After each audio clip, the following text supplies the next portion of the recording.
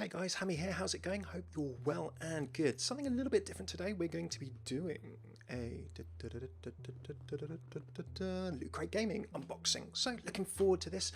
As you can see from behind myself here, and what you cannot see is the rest of the room, I kind of like buying my gaming stuff, t-shirts, goodies and things like that. So when the wonderful folks at LootCrate said, would you like to try a couple of boxes? I said, yes please. So for the purposes of that, this is a sponsored video in that I have got these boxes for free, although to be very, very clear, the content is all made by me, so not controlled in any way. If you want any other details about that, want to be transparent, have a look in the description below, because all of the other unboxing videos I've done before this have been stuff I've bought with my own money or similar. Righty then, let's jump in. So LootCrate Gaming. You can buy one-off boxes, you can get a monthly subscription if you like. The theme of this very month is Battleground, I do believe.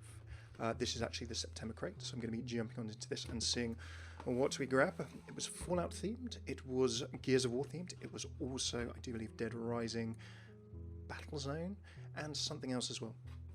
Try and remember that. And first thing up, I'm going to have to put this on straight away. This is, I hope you can see, we have a Splendid Fallout t-shirt. Now, if you have a little look up and down there, you're going to recognize a bit of Vault Boy, which is very, very cool.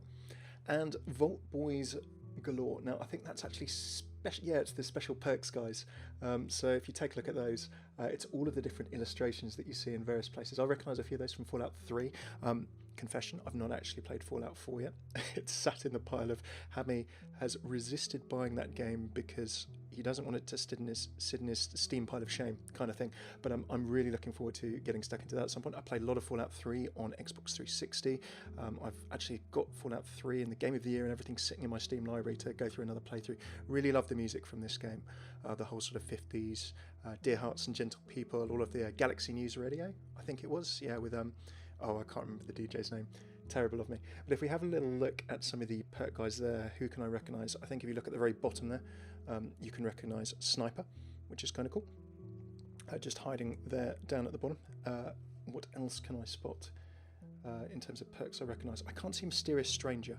That was a very, very cool one. It was the one where someone would randomly turn up in your VATs and help you out, so very much enjoyed those. That's a really cool tee, and by the magic of YouTube, I'm going to stick that on right now. There we go, by YouTube editing magic into this, and nice fit, nice and comfy, loving that t-shirt. Right, what have we got next? Okay, we have a little back, and in this little boxy bag we have, aha, now Battlezone.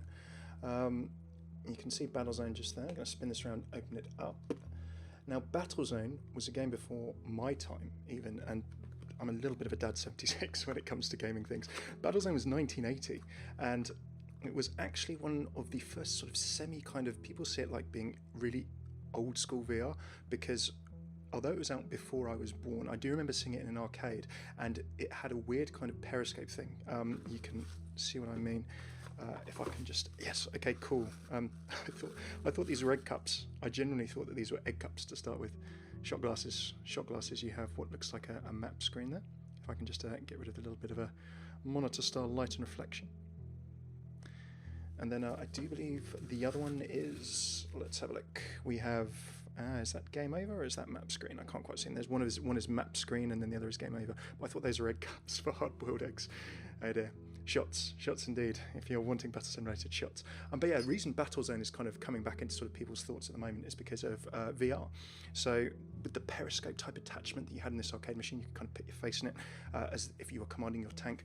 PlayStation VR and Oculus Rift, I do believe Battlezone is going to be coming out for. So keep an eye out for that if you're interested in one of those, if VR is kind of your thing. The other reason I find Battlezone kind of cool is that it's actually Rebellion who are publishing it. Now Rebellion, if you're not checked out Rebellion, they're actually a UK-based studio. They do Sniper Elite. They're just near Oxford in the UK, and then comic franchise that my wiser half actually introduced me to. Rebellion actually look after Judge Dredd in 2000 AD. A lot of you will remember Dredd as being a rather cheesy Sylvester Stallone film. I would encourage you really to check out the newer Judge Dredd reboot with Carl Urban. It didn't have a huge cinema release, but it's really, really good. So look for the most recent film you can find, just called Dredd. Really, really good action film. Does have a certificate, quite violent. So of course, watch age appropriately. But yeah, so quite excited about that. That is our Battlezone couple of shot glasses there. Let's jump in and see what we have next up. Okay, so we have Dead Rising. You can see Dead Rising 4 there on the box. If you just zoom in there just a little bit. And we will jump in and see what we have here. This feels pleasantly weighty. It's always nice when you unbox something, like when I do video games collector's editions and things like that, and it's got a nice weight to it. That's always a good sign. We have Dead Rising 4 pouch. We spin around there. Very sort of feels like combat-y, kind of tough stuff. No belt loop there actually as well if you want to stew this on your belts. Aha, okay, so if I just jump out of there. So if you can actually have a look on there, you can see Frank West, and if you're familiar with your Dead Rising, you remember Frank West as being the protagonist, nonetheless, of the original Dead Rising, photojournalist in the shopping mall when you were trying to save everyone involved there, running around and rescuing people and things. And this is actually, if I just split this out, it's a multi-tool. And obviously, because this comes in a LootCrate family show, there are no blades on any of this. So if I grab these things out, you can see that we have a file. We have what I'm guessing is a bottle opener. We've got a little screwdriver there. Very, very useful stuff. Is there something else I can put out on the edge there? That's 3 pieces. Aha, okay, so it's meant to be, I do believe, a 6 pieces. Is that a chisel? Is that a file? Chisel? Maybe a chisel, something on the end there. Trying to see if we can actually see all of those different pieces, but we have the chiselish type thing. We've got, that's the nail tool, I think. We've got a bottle opener in a zombie apocalypse, zombie survival situation, in case you need to crack open a cold beverage or indeed a soft drink. A bit of a screwdriver there, I think that'd be useful as well. Of course, pliers as well. Let me give those a go. Yeah, I think I'll get some purchase on some stuff with that. Decent set of pliers. And finally, what do we have here? Aha, there we go. Spoopy, come, it's Halloween time. Okay, cool. So that's actually a little twist. Quite a bright light on there as well. He says, shining it straight into the camera, as if this video wasn't lit up enough like Christmas already. Cool, okay, so that's actually quite a nice, chunky, satisfying, sort of Frank West branded Dead Rising multi-tool there. Okay, I like that, and of course it folds back in. That's the main thing. I actually unfolded that at the beginning, so I can sort of squish all that into a nice compact tool. Next item we have is Gears of War related, Gears 4. Now, this was the September crate. But Gears actually just released, because this is in October, Gears is released a couple of days ago. Reviewing actually pretty well. I've not played a Gears for a while. Let's see what's in here, and then I can dad 76 on about some Gears of War related stories. So let's jump into our box, and we have a... Lancer. Okay, fair enough. So what we have there is a replica Lancer. You can see. How can I scale it? Scale it alongside the cups of my earphones, which are actually pretty chunky. So that's quite big. And then actually what you probably can't see is that there's a little stand with 2 sides and some clips. So what I can do is actually put this up and display it. So it's got quite nice detailing on it, this Lancer. If you're a Gears fan, this weapon will need no introduction. If you're not a Gears fan, then the Lancer is kind of the signature weapon of the cogs, and I'll be honest with you, I can remember then the name of the force is the cogs, but I can't actually remember what it stands for. Notable, of course, for its chainsaw attachment, as well as spraying a heck of a lot of bullets in a hurry. So, pretty useful if you're fighting all kinds of alien beasties. Gears, the last Gears I played was Gears 2. Gears 2 on the Xbox 360, actually. And I played a lot of Horde mode in terms of running around. I think I remember about Gears multiplayer, and I'm pretty sure from the reviews this hasn't changed too much, which of course if you love Gears is a good thing, is running around, rolling around with shotguns. Shotguns were ridiculously powerful in that kind of Gears stuff. So you'd be rolling around shotguns.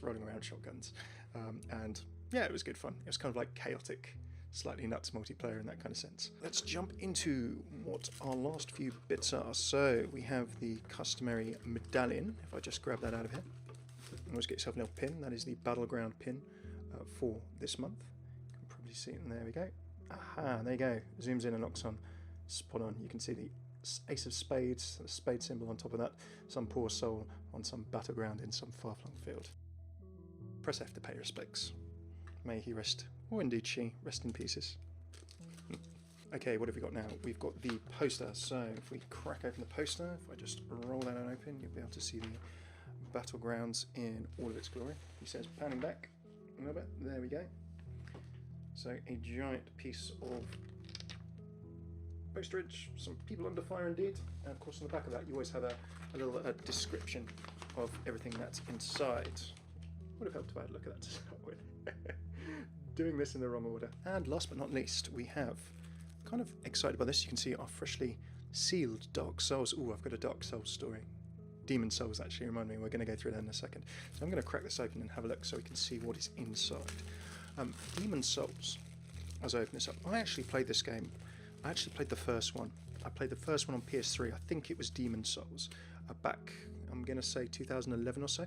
You couldn't get it in the West. It got imported. I can't remember when it got imported to the West or sort of localized for America and then the UK. It was a long time before it came to the UK, but I actually bought it in an English Hong Kong version and I imported it. I'd seen on various boards that, you know, people were really hyped about this game, and that game did my head in. Like, I really enjoyed it. I only got probably about halfway, 3/4 of the way through, I think, but it really did my head in. It's actually one of the only games, I'm fairly chilled when I game, but it's one of the only games where I kind of like lobbed a controller, like my PS3 controller just went just like absolutely miles away. So yeah, that was a kind of a funny time. But yeah, really love the game. So what have we got? We've got Dark Souls comic, Legends of the Flame. If we jump in, we can actually see Titan Comics. Okay, there's a bunch of other stuff they do. Tank Girl, Sherlock, Penny Dreadful, Vikings, okay, and Assassin's Creed. So yeah, a lot of the new sort of gaming franchises and some of the Netflix shows. Titan, I'll have to check them out. Obviously, I'm familiar with Dark Horse and people like that. And we have we've got a full-on comic, so I will not spoil it too much and see what's going on. But you can see there's typically a cheery Dark Souls introduction there, where you can see some concept art, and you can, the guy who's strung up there underneath the crows says, "Lo, traveller, the way is fraught with peril ahead." Yes, all of the gloomy. That very much looks to me, if you have a look on the buildings on the right page there, very much looks to me like the bit in Dark Souls 3 that I've wandered through, sort of like an entry kind of area. I've actually bought Dark Souls 3 because I thought, you know what, I want to give these games a go. It's been a while since I played them, but I wanted to give it a go again. I've noticed that in the years in between me playing the original Demon Souls on PS3 and Dark Souls on PC, my patience has gone down a little bit, I'll be honest with you. So I've probably put about 20 minutes into the game so far. I still haven't got past the first boss. When I originally did Demon Souls on the PS3, I'd be a lot more methodical. So yeah, we could do that sometime. That'd be a very painful let's play, but if you want to see some really agonisingly bad gaming, me playing Dark Souls 3 is probably the way forward. But yeah, let me know in the comments if you fancy some of that. Okay, so we've got kind of lots of little stories. This is all looking pretty spoopy, I'm not going to lie. Pretty grim. Lots of axing going on and things as well. And there we have it. So that is our comic book as well. Dark Souls lore has been done so well in many different places, and yeah, would love to read that for interest, if not for trying to make videos or something someday. So there we have it. That is our loot gaming for this month. Loot gaming for October is called Rumble. Obviously really excited for that one. That includes Overwatch, it includes Legend of Zelda, it includes Titanfall 2, I believe, and also, what is the last one? Sonic the Hedgehog. So yep, naturally very excited for that. If you do buy LootCrate at the moment and you're thinking about grabbing another one, or if you fancy giving it a go for the first time, if you use lootcrate.com/Hammeh or use the code Hammeh when you're signing up, then you'll get a bit of a discount and I might get a couple of bucks. Full transparency, if you want to know how that works, have a look in the description below. Cheers for tuning in. This has been my first kind of these videos, so do let me know how this was for you. I've tried, as we've gone, to edit some video at the top so you can see the games that I'm kind of talking about. How was it for you? Was it good? Was it bad? What do you think of this LootCrate? Do let me know in the comments below. I'd really love to hear your thoughts on how I can make this kind of thing and make it better for you. Cheers for tuning in. Hopefully see you soon. Loads of Overwatch lore coming up in the coming weeks and months to come. I've been Hammeh. Take it easy.